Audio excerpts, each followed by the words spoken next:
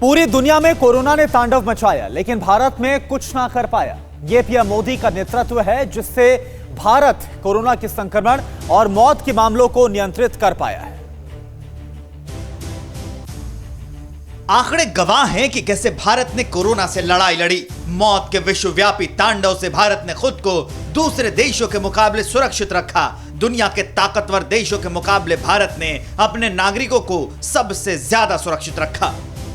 PM Modi के नेतृत्व में वो तमाम कारगर उपाय किए गए जिससे भारत में कोरोना के प्रभाव को कम किया जा सके। ये हम यूं ही नहीं कह रहे हैं, आंकड़े इस बात की गवाही दे रहे हैं।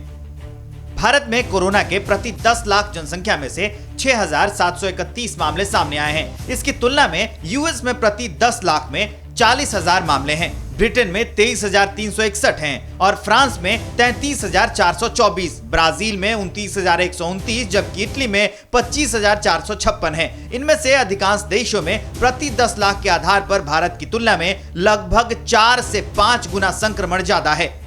ये आंकड़े तो थे संक्रमण के, अब देखिए मौत का आंकड़ा। भारत में दुनिया के दूसरे देशों के मुकाबले कोरोना से हुई मौतें भी बहुत कम हुई हैं।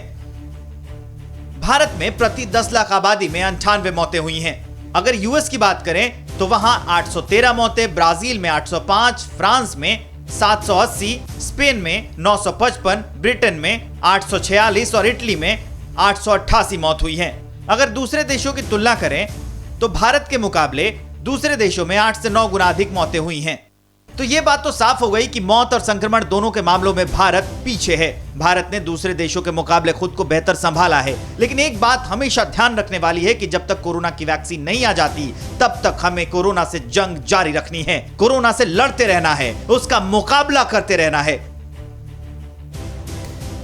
और चलिए इस बीच बड़ी खबर आपको बता दें कि प्रधानमंत्री नरेंद्र मोदी हैदराबाद पहुंच चुके हैं। तो इससे पहले अहमदाबाद गए जहां पर जायडस कैडिला सेंटर का जायजा लिया और अब भारत बायोटेक का दौरा करेंगे प्रधानमंत्री मोदी। और यहां पर किस तरह से वैक्सीन पर काम चल रहा है बता दें कि यहां पर जो वैक्सीन है वो अपने 3rd फेज में एंटर कर चुकी है। इधर बीते 24 घंटे की बात की जाए तो बीते 24 घंटे में देश में कोरोना के 41,000 से ज्यादा मामले सामने आए और 486 लोगों की मौत हुई। कोरोना वैक्सीन के बेसब्री से इंतजार के बीच देश में जानलेवा कोरोना वायरस का कहर कम होने का नाम नहीं ले रहा है। बीते 24 घंटे में देश में कोरोना संक्रमण के 41,353 नए मामले सामने आए हैं और कोरोना संक्रमण से 486 मरीजों की मौत हो गई है। कोरोना के तीसरी लहर से आउट ऑफ कंट्रोल हुए कोरोना से देश में अब तक 93,51,224 लोग शिकार बन चुके हैं। जानलेवा कोरोना से अब तक 1,36,238 लोगों की मौत हो चुकी है।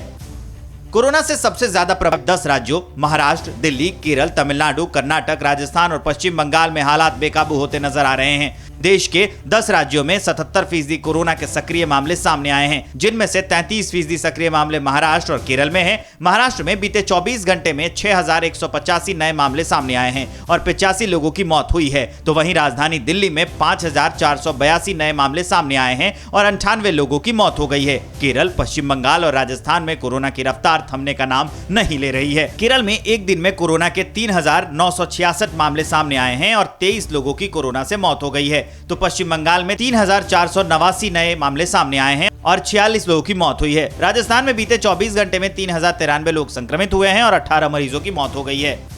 देश में कोरोना से बिगड़ते हालात पर शुक्रवार को सुप्रीम कोर्ट ने सभी राज्यों को कड़ी फटकार लगाते हुए कहा है कि राजनीति करने से कोरोना काबू में नहीं आने वाला है। बीते 3 हफ्ते में कोरोना से हालात बद से बदतर हो गए हैं। हालात सुधारने के लिए ठोस उपाय कीजिए। केंद्र सरकार की नई गाइडलाइंस के साथ मास्क लगाने और सोशल डिस्टेंसिंग के नियमों का कड़ाई से पालन कराएं। कोरोना पर काबू पाने के लिए देश में रोजाना औसतन 11 लाख कोरोना टेस्ट हो रहे हैं। मास्क लगाने और बार बार हाथ धोने के साथ 2 गज दूरी के नियम का कड़ाई से पालन करें। अड़ी सोमवार से शुक्रवार शाम 6 बजे सिर्फ TV9 भारतवर्ष पर।